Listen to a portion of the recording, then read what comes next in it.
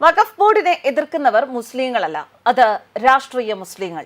രക്ഷിക്കാനെന്ന വ്യാജേന അവരെ പെരുവഴിയിലാക്കുന്ന രാഷ്ട്രീയ മുസ്ലിങ്ങൾ. മുസ്ലിങ്ങൾക്ക് വേണ്ടി നിലകൊള്ളുന്നു എന്ന് അവർ അഭിമാനിക്കുന്ന വഖഫ് ബോർഡിൽ നിന്ന് തന്നെയാണ് ഈ പ്രതിഷേധ സ്വരം ഉയർന്നിരിക്കുന്നത്. മുസ്ലിങ്ങൾ വഖഫ് ബില്ലിന് പേരിട്ടിരിക്കുന്നത് ഉമ്മീദ് എന്നാണ്. ഉമ്മീദ് എന്നാൽ അർത്ഥമാക്കുന്നത് വിശ്വാസം എന്നും.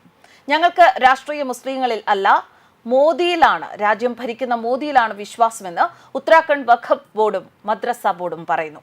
വഖഫ് ഭേദഗതി ബില്ലിനെ പിന്തുണച്ച് ഉത്തരാഖണ്ഡ് വഖഫ് ബോർഡും മദ്രസ ബോർഡും നേരത്തെ രംഗത്ത് വന്നിരുന്നു.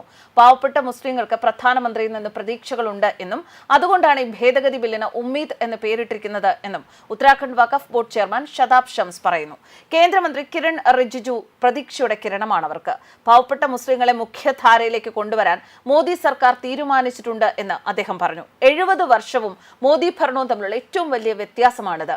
പ്രതിപക്ഷത്തിന് 70 വർഷമുണ്ടായിരുന്നു, പക്ഷേ അവർ കഴിയുന്നതെല്ലാം ചെയ്തു എന്നാണ് ഷതാബ് ഷംസ് പറയുന്നത്. വഖഫ് കൊള്ളയടിച്ചു, സമ്പന്നർ ദരിദ്രരുടെ അവകാശങ്ങൾ കവർന്നെടുത്തു, പള്ളികൾ എടുത്തു കളയുമെന്ന് പറഞ്ഞ് അവർ മുസ്ലിങ്ങളെ ഭയപ്പെടുത്തുകയാണ് എന്നും അദ്ദേഹം പറയുന്നു. പ്രതിഷേധിക്കുന്നവർ അവരെ മുസ്ലിങ്ങളായി കൂട്ടാനാകില്ല. കോൺഗ്രസ്, സമാജ്വാദി പാർട്ടി, ആം ആദ്മി, ജനതാദൾ എന്നീ പാർട്ടികളിൽ നിന്നുള്ള രാഷ്ട്രീയ മുസ്ലിങ്ങളാണ്. അവരുടെ പിന്നിൽ NGO-കളും Jamiat Ulama e Hind, Muslim personal law board തുടങ്ങിയ കമ്മിറ്റികളുമുണ്ട്. അവർ പിൻവാതിലിലൂടെ രാജ്യസഭയിൽ പ്രവേശിക്കാൻ ആഗ്രഹിക്കുന്നുവെന്നും അദ്ദേഹം വിമർശിച്ചു. മോദി സർക്കാർ അവതരിപ്പിക്കുന്ന വഖഫ് ബോർഡ് ബില്ലിനെ സ്വാഗതം ചെയ്ത ഉത്തരാഖണ്ഡ് മദ്രസ ബോർഡ് ചെയർമാൻ ഷാമുൻ ഖാസ്മിയും ഈ ബില്ല് പാവപ്പെട്ട മുസ്ലിങ്ങൾക്ക് ഗുണം ചെയ്യുമെന്നും വർഷങ്ങളായി വിലപ്പെട്ട വഖഫ് സ്വത്തുക്കൾ കൈവശപ്പെടുത്തിയിരിക്കുന്ന ആളുകളെ പുറത്താക്കുമെന്നും പറയുന്നു. വഖഫ് സ്വത്തുക്കൾ പാവപ്പെട്ട മുസ്ലിങ്ങൾക്കുള്ളതാണ് എന്നും മോദി സർക്കാർ അവർക്ക് അവരുടെ അവകാശങ്ങൾ നൽകാൻ ആലോചിക്കുന്നുണ്ട് എന്നും അദ്ദേഹം കൂട്ടിച്ചേർത്തു. ഈ ഭേദഗതി നിയമം മുസ്ലിങ്ങളെ അടിച്ചൊതുക്കാനുള്ള മൂന്നാം മോദി സർക്കാരിന്റെ ഹിന്ദുത്വ അജണ്ടയാണ് എന്നാണ് പ്രതിപക്ഷ കക്ഷികൾ പ്രചരിപ്പിക്കുന്നത്. യഥാർത്ഥത്തിൽ മുസ്ലിം സമുദായത്തിൽ നിന്ന് പോലും ഉയർന്നു വന്ന നിരവധി ആവശ്യങ്ങൾ, ആ ആവശ്യങ്ങൾക്ക് അനുസൃതമായാണ് ഈ നിയമ ഭേദഗതി തയ്യാറാക്കിയിരിക്കുന്നത് എന്നുള്ള വസ്തുത ബോധപൂർവം മറച്ചുവെച്ചുകൊണ്ടാണ് ചില തൽപര കക്ഷികൾ ഈ നിയമ ഭേദഗതിക്കെതിരെ ദുഷ്പ്രചാരണങ്ങൾ നടത്തിക്കൊണ്ടിരിക്കുന്നത്.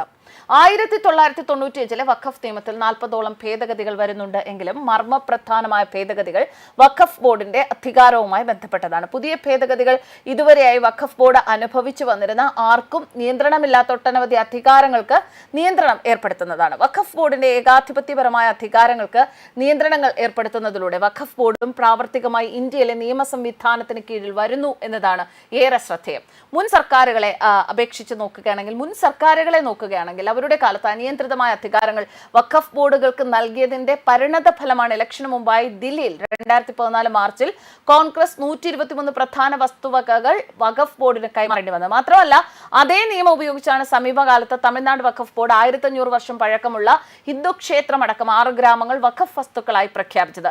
യഥാർത്ഥത്തിൽ മുസ്ലിങ്ങൾ ഇസ്ലാമിക മതപരമായ ആവശ്യങ്ങൾക്കായി സമർപ്പിക്കുന്ന സ്വത്തുക്കളുടെ തർക്കരഹിതവും സുതാര്യവും ഗുണപരവുമായ ഉപയോഗമാണ് പുതിയ വഖഫ് ഭേദഗതി നിയമത്തിലൂടെ മോദി സർക്കാർ ലക്ഷ്യമിടുന്നത്. എന്നാൽ കാലങ്ങളായി മുസ്ലിം സമുദായത്തിലെ അശാന്തിയും അരക്ഷിതാവസ്ഥയും ചൂഷണം ചെയ്ത് രാഷ്ട്രീയ നേട്ടങ്ങൾ കൈവരിച്ചുകൊണ്ടിരുന്ന മുന്നണികൾക്ക് അവരുടെ മുസ്ലിങ്ങൾക്കിടയിലുള്ള സ്വാധീനം നഷ്ടപ്പെടുമോ, അതോടെ അധികാരം നഷ്ടപ്പെടുമോ എന്നുള്ള ചിന്തകളാണ് ബില്ലിനെ എതിർക്കാൻ പ്രേരിപ്പിക്കുന്നത്.